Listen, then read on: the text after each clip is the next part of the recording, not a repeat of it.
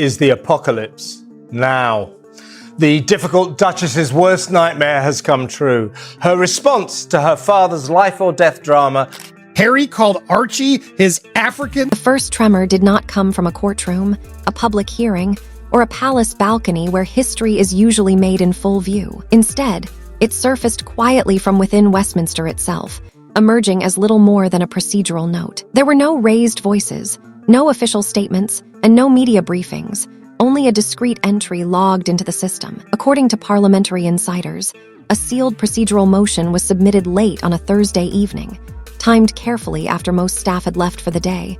The corridors had fallen silent, and the cameras had been powered down. The document did not carry dramatic language or signal urgency. It was not labeled explosive, controversial, or extraordinary. It was categorized simply as an administrative clarification, a term that suggested routine housekeeping rather than disruption. Yet those who reviewed the internal summary understood immediately that the wording was deliberate. Beneath its restrained tone lay implications that were anything but ordinary, signaling a development whose true weight would only become clear once its consequences began to unfold. I think so.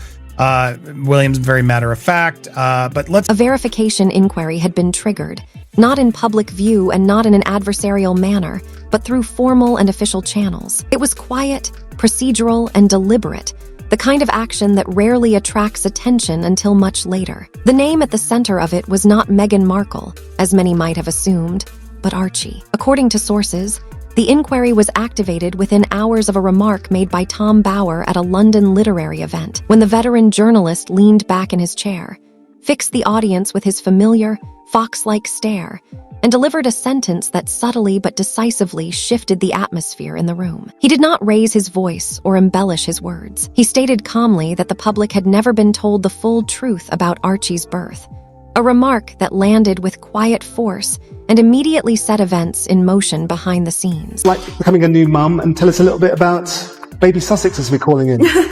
He did not shout the claim or dramatize it for effect, but allowed the words to linger, heavy and unresolved, like an accusation still taking shape. By the time he added that he was prepared to defend the statement, the impact had already been felt. Within hours, British media outlets began circulating the comment. By the next morning, American networks had picked it up, and by midday, social media had transformed it into a storm of speculation, disbelief, outrage, and denial. Yet beneath the public noise, something far more consequential was unfolding. In the United Kingdom, certain claims do not require proof to prompt action, only sufficient concern, and concern is precisely what reached Kensington Palace the following afternoon. It arrived quietly, not by courier or aide, but as a plain, unmarked package left at a private entrance, bearing no return address and only a handwritten note across the front that read, unevenly, "For the future of the monarchy, open personally." Prince William did exactly that. Inside was a thick dossier addressed to Archie,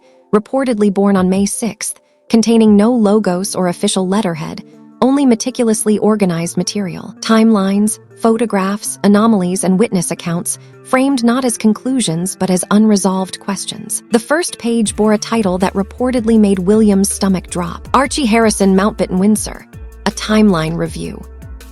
What followed was not an accusation of wrongdoing, but something more unsettling: a series of inconsistencies, dates that failed to align, public statements that subtly contradicted one another, shifting hospital references, and announcements that appeared to have been revised after the fact.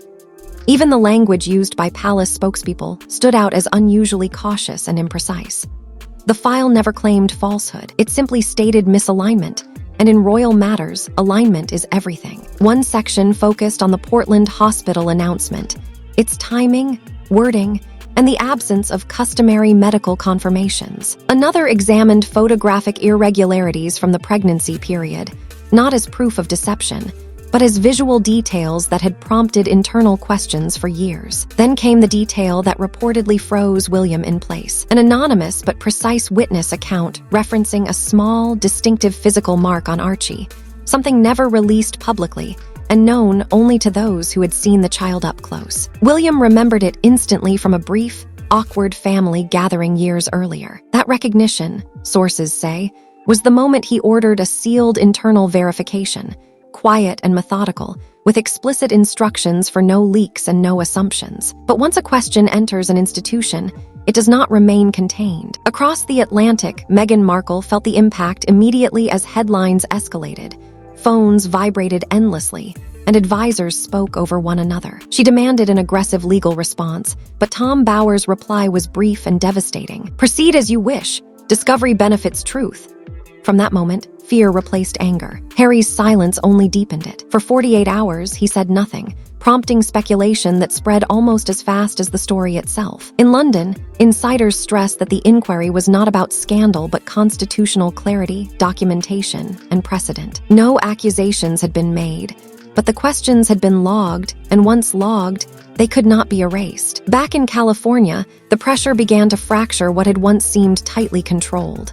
A strange new rumor began spreading, and unlike many of the others, this one seemed capable of growing legs. Could it be that, as many have come to suspect, Harry and Meghan are lying? During a heated, off-the-record exchange, described later through multiple fictionalized accounts, Meghan reportedly confronted Tom Bower indirectly through intermediaries. The conversation was tense, emotional, and unguarded, and in that moment something slipped. It was not a confession or an admission, but a phrase, brief and unfinished. "The woman who gave birth." The sentence reportedly stopped there, yet it was enough. In narratives built on precision, it is often what is said unintentionally that carries the greatest weight. From that point forward, the story ceased to revolve around rumor or gossip and became focused on records, verification, and the collision between a carefully managed narrative and institutions that rely on documentation rather than belief. Somewhere between Westminster's quiet corridors and a Montecito estate defined by curated appearances, the question no one wanted to ask aloud began to take form,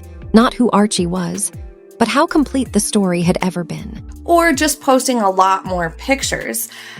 It has drawn a lot of attention to the controversies surrounding her kids. Once that question existed, no amount of outrage could make it disappear. This was no longer only about a child, but about whether truth, once delayed, could still be contained, and whether a monarchy built on continuity, legitimacy, and public trust was prepared for the consequences if it could not. Under a sky the color of bruised steel, a private jet touched down at RAF Northolt, and Harry stepped onto British soil without cameras or ceremony, carrying the weight of history with him. He had told no one he was coming. For the first time in years, the decision was his alone. Windsor Castle loomed ahead, ancient and unyielding, and inside a secluded room far from public corridors, Prince William waited. He did not stand or smile when Harry entered. Exhaustion lined his face, the burden of responsibility already etched deep. The silence stretched until William finally spoke, asking flatly whether Meghan had given birth to Archie. Harry froze, searching for words that would not come. At last, his voice cracked as he admitted he did not know for certain. William slid a folder across the table, containing copies of the dossier, signed statements, cross-referenced timelines, and a preliminary legal opinion outlining potential constitutional consequences. If the birth had been misrepresented, Archie's place in the line of succession could be challenged, giving Parliament grounds to act. William made it clear this was larger than family conflict. Harry, overwhelmed, buried his face in his hands and quietly repeated what he had been told, that it was the only way, that acceptance required it. William's response was not anger, but pain, and when he asked whether Harry had believed it, Harry had no answer. Certificate, it shows Archie Harrison Mount. Across the Atlantic, Meghan unraveled as alerts accumulated and whispers of parliamentary inquiries grew louder. The silence from Harry was the most devastating detail of all. When her lawyer finally reached her, his tone lacked reassurance, warning that if the matter went public, discovery would be exhaustive and unforgiving. Meghan laughed sharply and dismissed the threat, but fear followed close behind. For the first time, she understood she was no longer battling tabloids, but institutions that had endured wars, abdications, and scandals far greater than hers. In London, Tom Bower observed events with clinical detachment, withholding his final evidence because he no longer needed to release it. The pressure was sufficient. Parliament moved discreetly, forming a small cross-party committee under the guise of constitutional clarification, signaling that the monarchy itself was being examined from within. At Windsor, William offered Harry a final choice: speak the truth privately or allow it to erupt publicly. Harry returned to California changed, quieter, resolved, And when he finally spoke to Meghan, he told her he was done lying. Her response was fury, his was finality. Weeks later, a carefully worded statement emerged from Buckingham Palace acknowledging that certain inconsistencies surrounding the circumstances of Archie's birth were under review. The world reacted instantly. Markets shifted, headlines exploded, and public trust wavered before slowly rebuilding. Meghan retreated from view behind lawyers and agreements, her public momentum fading quietly. Harry remained focused on his children, and Tom Bower published one final chapter, not in triumph, but as warning. Power built on illusion eventually collapses, and truth, no matter how delayed, always demands its price.